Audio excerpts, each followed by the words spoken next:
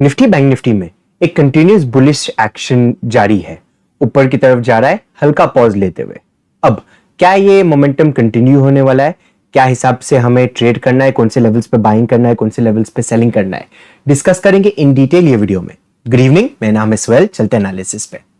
Nifty का closing मिला 18,512 पे, 18,512 पे।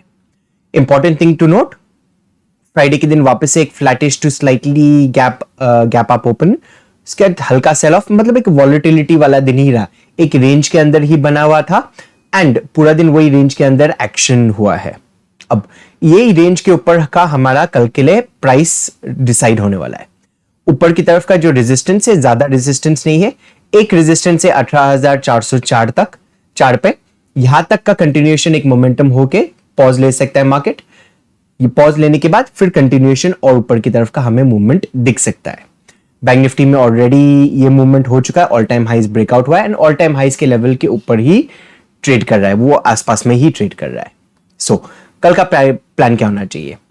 फ्राइडे का जैसा कैंडल बना हुआ है, इसको क्रॉस करते ही हम बाइंग के लिए देखेंगे। इन डिटेल देखते 15 मिनट के चार्ट में एंड लेवल्स डिस्कस कर लेते कौन से लेवल्स पे हमें बाइंग करना है। सो फ्राइडे का जो रेंज था वो था 18,530 और 18,440 के बीच में। यही रेंज के अंदर एक वॉलेटिलिटी वाला मूवमेंट था। नीचे की तरफ आके प्राइस एक्शन बनाने के बाद ऊपर की तरफ का मूवमेंट दिया है यहाँ पे। सो ये लेवल्स ब्रेकआउट होने के साथ में हमें एक 70 पॉइंट का मूव मिल सकता है। तो एक फ्लैटिश ओपन मिल गया 18,500 के आसपास में कहीं पे एंड 18,530 का लेवल क्रॉस कर जाता है निफ्टी ऊपर की तरफ। मैं निफ्टी को बाय करूंगा। यहाँ पे मेरा टारगेट होना चाहिए 18,604 का। सो 18,604 का टारगेट लेते हुए चलूंगा। यहाँ पे आने के बाद हो सकता है एक फास्ट रिजेक्शन ले ले मार्केट, क्योंकि ऑल टाइम हाई का लेवल है। यहाँ से सेलिंग प्रेशर जरूर आ सकता है मार्केट में। तो 18,406 पे कम से कम 70-75% क्वांटिटीज में बुक करना पसंद करूंगा। उसके बाद का कभी प्राइस एक्शन पॉजिटिव बना तो हम 25% क्वांटिटीज के साथ में कैरी करेंगे। नहीं बना, रिजेक्शन लिया, तो हम हमारा जो ट्रेड है वो कॉस्ट के ऊपर निकालने की कोशिश करेंगे। सो 530 के ऊपर बाइंग, 18,604 का टारगेट। अब सेलिंग के लिए कब देखना है? देखिए, कंटिन्यूस प्राइस एक्शन बनाते हुए ही मार्केट ऊपर की तरफ आया है। अब कभी गलती से ये लेवल टूटना शुरू हो जाता है 18,400, तो थोड़ा एक सेलिंग का प्रेशर हमें दिख सकता है इंट्राडे बेसिस पे। अब ये सेलिंग का प्रेशर आने के बाद लोअर लेवल से हमें वापस से बाइंग नजर आ सकता है कि जो लोग बाइंग अपॉर्चुनिटी मिस किए हुए हैं उन लोग एंट्री करना शुरू करेंगे। बट ये कब होगा? एक अच्छा शेकआउट हुआ उसके बाद ही हो सकता है। सो 18,440 का लेवल कभी इंट्राडे बेसिस पे टूट गया, हम निफ्टी को सेल कर सकते हैं।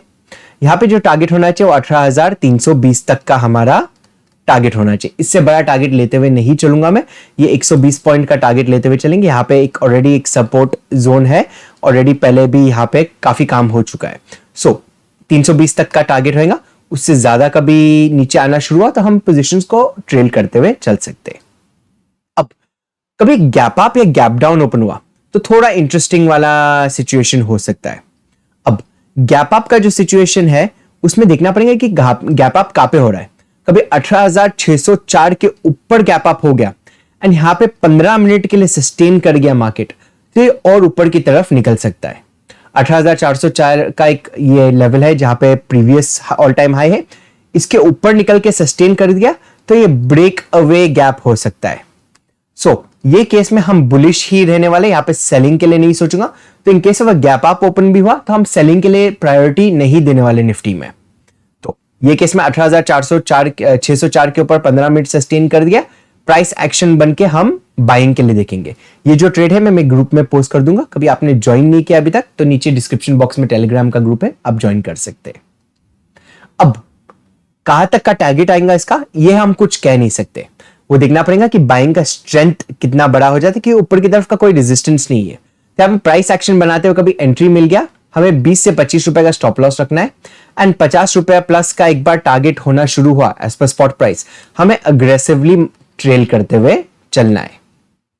अब कभी गैप डाउन ओपन हो गया 18,440 के नीचे, तो ये केस में थोड़ा पॉज करना पड़ेगा। हमें पॉज करके देखना पड़ेगा कि नीचे की तरफ का डायरेक्ट सेल ऑफ होना शुरू होता है कि थोड़ा एक पुल बैक लेता है।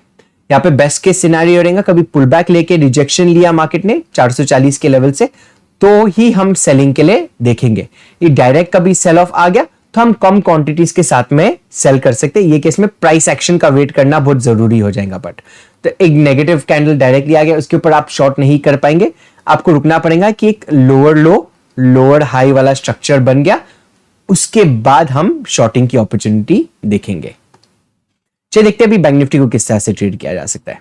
अगेन बैंक निफ्टी में जैसे मैंने डिस्कस किया था कि गैप अप वाला ओपन हो गया तो एक सेल ऑफ नजर आ सकता है अप टू 43,000 के लेवल्स पे। बट यहां पे यही जोन है जहां पे एक थोड़ा कॉशन वाला जोन है। सो 43,000 का एक डिफेंस वाला लेवल है, उसके नीचे क्लोजिंग दिया हुआ है, तो हो सकता है थोड़ा सेलिंग के लिए मार्केट आ जाए। ऑलरेडी ऑल टाइम हाइस के नजदीक है, थोड़ा प्रॉफिट बुकिंग का सिचुएशन आना कोई बड़ी बात नहीं होती यहां पे। तो 42,983 पे क्लोजिंग है। प्लान ऑफ एक्शन ये है 43,000 के ऊपर सस्टेन करता है फॉर 10 to 15 मिनट्स एंड 43,056 का लेवल क्रॉस हो जाता है 43,050 का, तो हम बैंक निफ्टी को बाई कर सकते हैं।